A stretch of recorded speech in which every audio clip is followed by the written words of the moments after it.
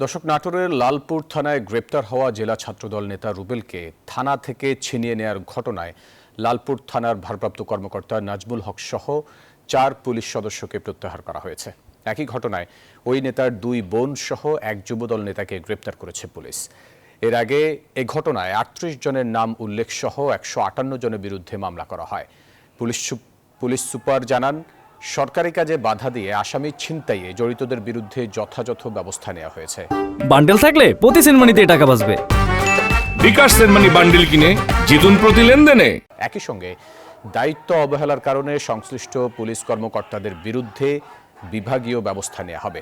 গতকাল বিএনপি নেতা আব্দুর রশিদের বাড়িতে গুলি বর্ষণের ঘটনায় জড়িত থাকার অভিযোগে ছাত্রদল নেতা রুবেলকে গ্রেফতার করে থানায় নেওয়া হলে ছাত্রদল ও যুবদলের অর্ধশতাধিক নেতাকর্মী থানা থেকে তাকে ছিনিয়ে আনে।